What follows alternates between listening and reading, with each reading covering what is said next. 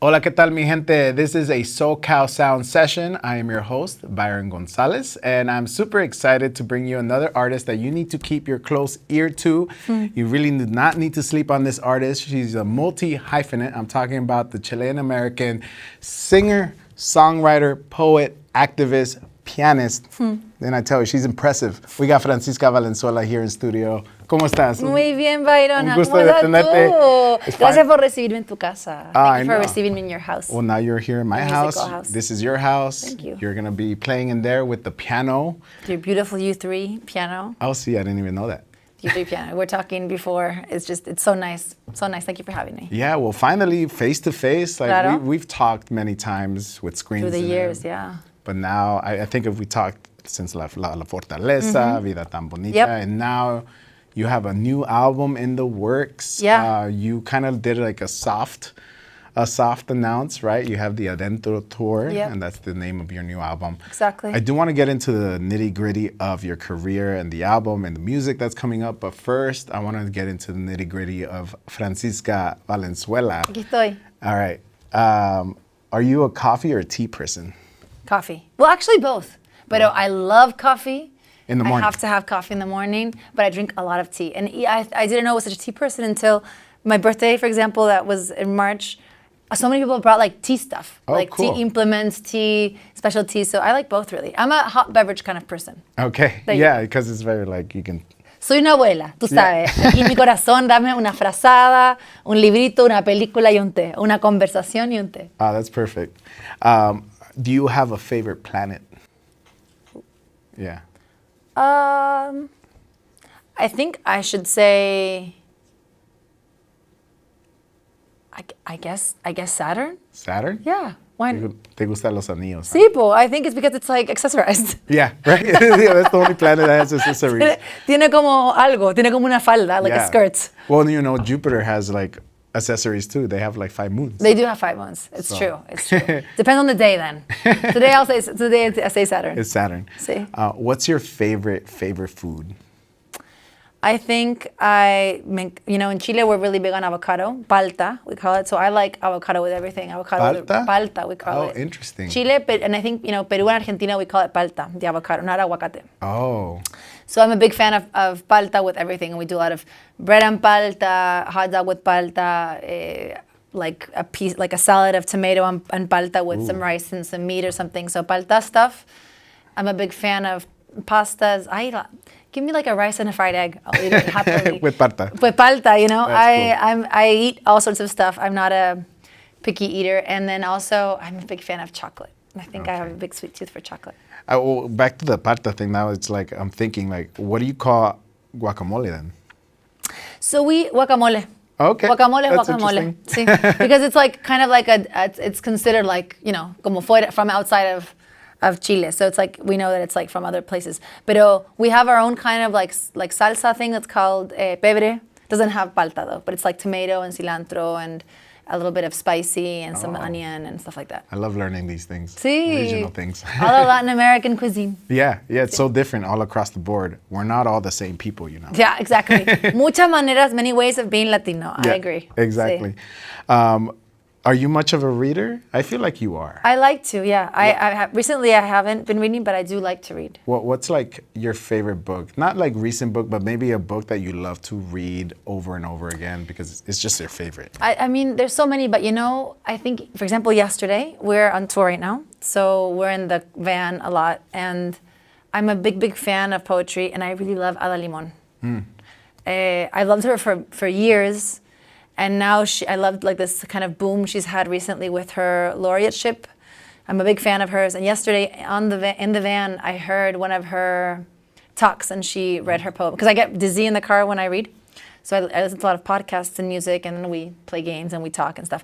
But I love her poetry. And like I feel like I love reading prose and essays, but poetry, I think I always go back to, especially when I'm feeling a little bit lost and tired and kind of out of my center. Like it really helps me to come kind of back in.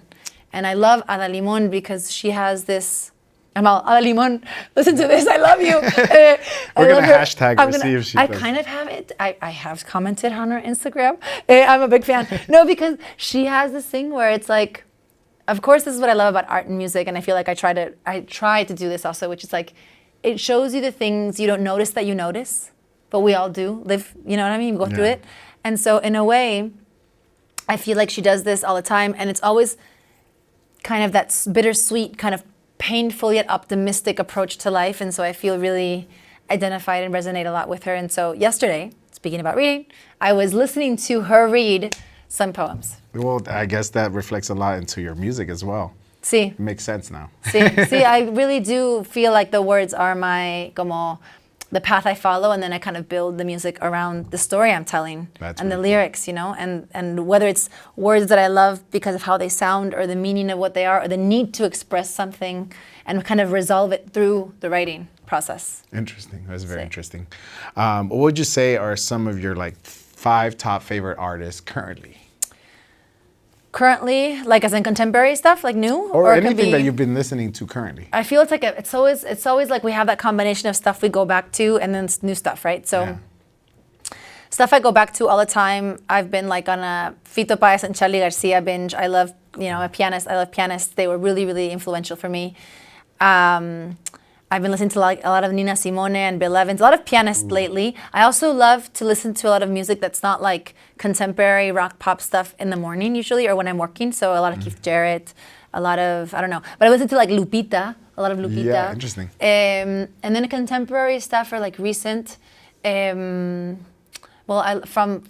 SZA and Taylor Swift all the way to, I'm a big fan of this Argentinian artist that opened my show when I was there called Jasmine Esquivel. Love her. Listen to Chilean bands like Macaroni, Yorca, we were talking about them just recently. Yeah. All sorts of stuff, really. Buscabulla. Cool. So, yeah. So it's a very loaded question. Yeah, I can just keep going. Yeah. It's very varied too, you know? I feel like I want to listen to a playlist you make or something. See, now. I make good playlists, you know? Yeah. You just gotta make, are they I public? do. Are they public? I did in quarantine. I did 40 songs for 40 days, and I did like different quarantine playlists. So one is like chill, one is like for cooking, one is for like night. And so the night one's like is like from Chaka Khan to Todd Terregay to, you know, like Matias Aguayo, San Fuentes. You need to be a DJ on my show one day. Please, I'd love to. I'd love to. Curate whatever you want. I'd love to. Last and final question in this section. What's like a hidden talent or fun fact about you that nobody knows about? That you're willing to say, that you're willing to say. I don't know. I'm good at puzzles. I'm good at making salads. That's my expertise in the kitchen. I love Mortal Kombat. Oh, cool. I don't know what else. I wish your friends could answer this question for you. Yeah, you know? Yeah. I think that Mortal Kombat one is really interesting. I should use that one. Okay. Yeah, cool. yeah. But I think there's a lot of stuff. I don't know. What else? I'm not good with maps and orientation in space. Maps. No, I know. It's like when I'm in charge of that, it's like, nope. Pero sí, I don't know. There must be more things, but I'm not sure. That's maybe the Mortal Kombat thing is a good one. Well, those are interesting enough. Mortal Kombat. Thank you. But also go to you if we need a salad or something. Yeah, you know? yeah. I do love cooking. I'm good at the salad stuff. Like in terms of like, it's like, what do I have here? Like a strawberry, some tuna, and like a lettuce. What? Like, you know what I mean? It's a summer salad. Sounds like a summer salad to me.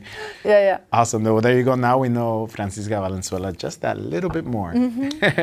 Stuff that we don't see on the Instagrams. Now let's get into the nitty gritty of what's up to come. Well, first of all, because at the timing of this taping, you're currently on tour with Jesse and Joy throughout the United States. That's amazing. And then you're going to be going to Mexico, to Chile, to continue the Adentro tour. What's like your favorite thing about touring? What do you like about it, and what gets you excited to go back out there? It's a great question. I think tour, what I like is the show itself, for sure. I think probably the majority of artists will say that, and they would probably agree that the rest of this part is really grueling. And I think you're always chasing that moment of the performance. You're learning a lot all the time, and things that are magical, like great conversations happen all over. And that happens because of you're on the road and because you're available to those things, right, that are happening. But I think that the best part is the show itself. I think I'll be sick or tired, and just going on the stage, it's like your body just like goes into this performance mode, and it really is this magical thing that happens. And I feel like the challenge also to be on a tour where, let's say in this case for me, it's in the US with a very consolidated, successful, beautiful band like Desi and Joy that has a lot of support and family and fans everywhere, and to have the challenge to connect with those people, to be a part of that family, you know, it's a lovely challenge. And think, who am I on this stage with them? They don't know me, they don't know maybe Chile, they don't know what I've done before. How do I present to them in this 35 or 40 or 30 minutes who I am? So I think that's always an interesting challenge artistically, and it's a beautiful thing to feel, especially when you do connect. Yeah. And I think a second thing that's interesting that I notice now, since I've been touring more in the last couple of years, is there is something to be said about that kind of in-between passenger state. Yeah, That's like, very poetic, you know? like in between shows, right? In between shows, and just always on the move, in tránsito. You know, you're never in this one place. So I feel like sometimes we all tend to live a life where we're kind of busy, going, and it's full of noise. Yeah. And somehow the tour, though you're in movement all the time, and it is como very demanding, there is a lot of silence because you're kind of just alone traveling all the time. Yeah. So there's something interesting there too. Like maybe you have a meal alone, maybe you're alone on a bus a long time, you're quiet, you can't do much, you're trapped in a car, in a vehicle, in a plane. And so there's something there that also doesn't happen in like normal life, which I think allows me at least to kind of sit with certain things that maybe in my day-to-day I wouldn't do. Oh, that's You know? interesting. Do you find then with that, like a lot of your songwriting happens as well, or do you Yeah. save that for home? No, a lot of songwriting does happen. Songwriting and writing overall, and I feel like I'm more open. Like I'm more permeable. Like I feel like I'm more open to that, and Well, yeah, because you're like instantly getting inspiration from this all the person, time. this talk that you Exactly. just had. Like Everything feels stimulating and new, and also because I don't feel like because I feel like I know what the day holds in a weird way. a little bit, right? So it's like it's an itinerary. As an itinerary. So I'm in the van and I'm like, okay, I have 4 hours here, so I kind of have to just hang out. I can't be like on the internet like responding emails. I can't be, you know, on the phone or going to the supermarket or whatever you do in your regular day life. So you're kind of forced to have this in-between suspended state. No. You know, and there's something kind of mysterious there also that I feel like I've been trying to find pleasure in, to not be always like, I'm so exhausted, it's so tiring, to kind of think like, there's something interesting there with the experience. Yeah. Well, even that feeling of being exhausted is like part of it, right? It is, for Yeah. sure. Yeah. So you're going to be doing this tour, and then you're going to be launching an album very soon. It seems like all your albums have this unique theme. And also like I've noticed that you've had like a spike in creativity. I don't know, just according to the Spotify like timeline of your albums, your last one was 2014, and then 2020 you got La Fortaleza, and then La Vida Tan Buena a year after, and now it's another year, and you got this new album coming out. Right. How, like, I'd speak to that a little bit, like where did this spike come from, and how much have you learned from that gap of creativity, in a sense, at least forward facing, you know what I mean? Totally. That it's a great question. Also, thank you for going through all the background. It's interesting because I started very young in Chile doing my own thing. I've always been doing my own music, and I think all the stuff that's not musical, it's always very challenging. And you don't know how to build a career in music. I had no reference point. I had no experience, no one around me with experience. So I think I've been lucky that I've been forging on and have a career and everything. But I think at one point I was just very burnt out and really young. And so I disappeared for a while. And I actually was, struggling with a lot of mental health issues and kind of just, I don't even remember really. I just kind of like was... It was a dark It was a dark period. And actually, I think I pushed really hard to keep performing and try to get myself out of that loop of also guilt, because you feel like you have this opportunity and you're wasting it because you're not able to fulfill what you want to do. And I didn't know how to take care of myself and all these things. So I left Chile, I moved, and I did other stuff. I worked for other artists, I wrote songs. I was like, I'm never going to perform again. I can't face the stage ever again. I can't deal with touring. It was really, really, really sad. It was very dark. It was very challenging. And I think once I worked on myself and was able to kind of go through that period, the spike came, because there was like an opening. There was se desbloqueó algo, And I feel like it was an opportunity, and I'm really grateful, and I'm really kind of sad for como La Francisca of then, because I was so unhappy and so insecure and so trapped, and felt so genuinely like just like unworthy as an artist, you know. And I think when I was able to begin to work on that and face that and connect and be genuine and authentic, more so even, and listen to the voice inside and that intuition, I think there was a creative flow that kind of just, the gates opened. And I also was able to kind of finally find a team and a family to build all the other stuff with, which is always really hard, I feel like, in any kind of creative enterprise, right? To kind of get that moving forward. And so that's why I feel like it wasn't planned, of course. It's just been that way, and I've just kind of been rolling with that wave of creative energy and storytelling and discovering the next step of who I am as an artist and what I can give. Yeah, and there's different stages too. At least with the La Fortaleza is all about women empowerment. Yeah. And you came out with a message, right? I mean, you're a feminist. Yeah. And you needed to make women a little bit more visible, and you know, you're yourself a woman. Yeah. And then La Vida Tan Bonita, that was like 2020 and 2021. Yeah. It was about being a little bit more grateful. And I mean, it's in the album, right? Yeah, like, Vida Tan Bonita, like you gotta be appreciative. And now Adentro, even the name, just like, now you're looking within yourself a little bit harder, right? It's just simple, adentro. Adentro. Can you tell me what sparked the theme behind this one and kind of the lyrics? What influenced this album? So it's a breakup album, really. Oh, it's gonna be hard then. It's hard. It's really, it really is. It's pretty. It's. I wouldn't say it's dark because I think there is optimism and there is stages. It's like the whole process of a breakup. So it's like, when you're in it, it's the song Adentro starts the album, and it talks about that moment when you're like, this is not happening, we're breaking up right now, this is happening right now. And it actually starts with that scene in the kitchen. It says, we're crying in the kitchen, like it starts with that scene. And so you have this moment of breakup, which is crazy, horrible. And then it's kind of like the delirious stages that come after, like the grief and the mourning of that relationship, and then the kind of euphoria. It's like, and like the hotness of it all. It's like you leave the world, like, who am I now in this world again, alone? Yeah. And then it's kind of like the more mature part of accepting what's going on and being grateful for what you went through. And so in a way, now that I just started kind of going into the world with the album, I feel like it's a breakup album. It's about surviving this breakup, about who you are after it, which I think is a universal experience, though however personal it's written. But I think also now that we talk about it, I'm thinking, in a way, it's also finding the voice inside. In the end, who are you inside? No, aside from the noise outside, for that is inside, what you're saying, what's happening inside. And everything's happening inside. And what is that that's happening? And that's what's also in the album.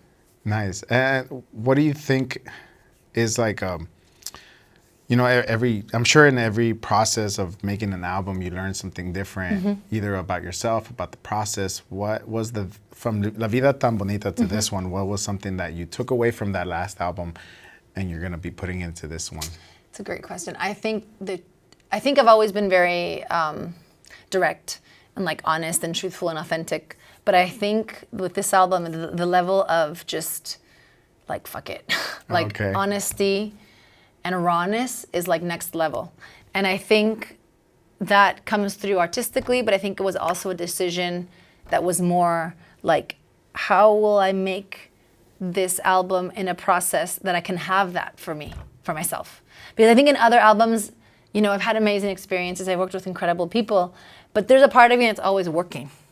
Like, you know, more executive vibes. Like I'm in the music and stuff, but then it's like, it's a new producer or it's a studio I don't know that well, or I feel kind of self-conscious about something, and I'm kind of in and out of my head, and I think that is not how you want to approach the artistic stuff and the interpretation. And it's hard for me. I don't have, like, as my personality, it's hard for me, like, just with my personality to really, really just, like, dive deep into the emotional and soltar and surrender to that and not feel afraid.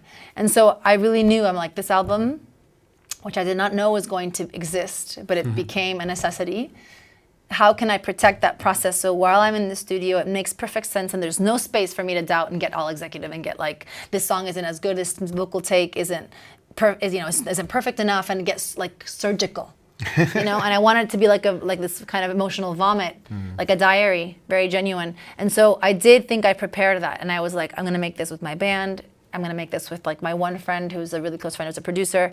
And it was just us in the studio. We'd record, have lunch, have some coffee, hang out, whatever, and then keep recording. And it was the only way that I feel this album could have existed, because I could break down and cry or be a mess and not know or super know something, and it didn't matter. And I feel like that was something I hadn't allowed myself before. Well, yeah, and then, to jump off of that, like, how did you end up to that conclusion that you're just not gonna give a fuck anymore? You're putting it bluntly. Like that's tough. Like, it's tough with anybody being in a relationship, being out of a relationship. How do you let those emotions, even verbally? You think them all the time, but yes. There's always that thing where like, what are people gonna think of me? What if people don't receive it? Or how did you overcome that hurdle?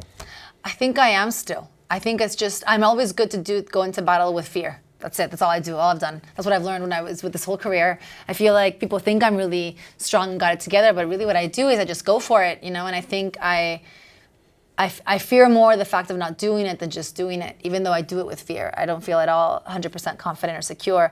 And I think what happens is that the fierce impulse to do something is just bigger than me, so I just have to do it. And with these songs, I think what happened was that they felt very true, and they feel very true and very genuine, and they were really a conversation with myself.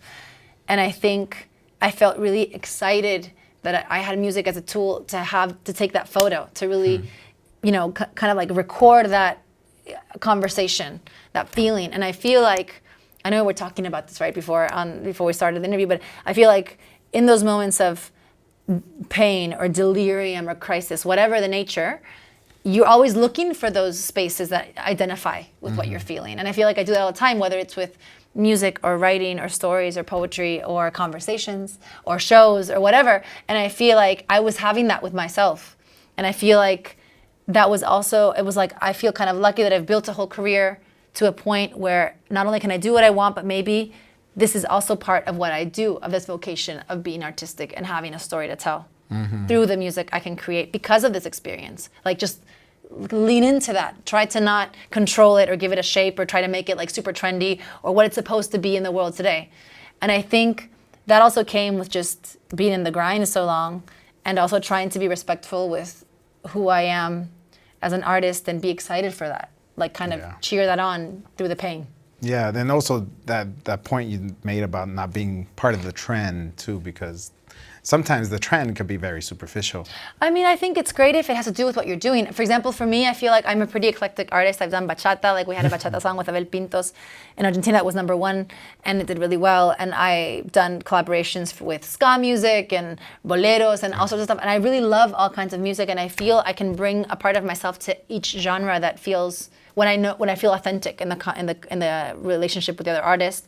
But in this case, this album was pleading for a certain kind of essence and sound, and I just respected that, and I was like, the feeling is too strong, and the exhaustion of the industry is so much that I'm not gonna fight what feels good and feels natural, and feels that makes sense, and what is the best vehicle for this message, and trust myself and say, like, I know how to write a song, I know how to perform an instrument, I know how to build a team, I have a vision. I feel like this is so honest and people understand what I'm saying, and there's a space for that, and just defend that. Yeah, well, it seems like all the hard work is done now. Yeah. Well, it's actually, I think this is the first conversation I've really had in depth about the album. So it's like, cool. I'm discovering things as we talk about it, Byron. So thank you. Well, that's why communication is so important. But now you get to do the photos and go on tour and bring it to life. Yeah, bring it to life. So the hard part's done. The easy stuff, the fun stuff is here now. Yeah. Just like discovering it again. Yeah. Outside of the room of the studio, Yeah, I wonder, well, maybe this is a conversation for later, but I wonder what song brings a happy memory to you afterwards. That's for a conversation later. I love it. Put a pin in Yeah, we will. In a few months, we'll revisit it. Yeah. Well, Francisca Valenzuela, it was great to have you here finally, Thank you for the conversation, really. Yeah. Such great space to perform music, to talk. Thank you for creating this for all of us. Of course. I'm excited to hear this new etapa de Francisca Valenzuela, this new chapter, to see the vulnerability. Está amigo ahí. The tears, they're all there. Awesome. Well, let's get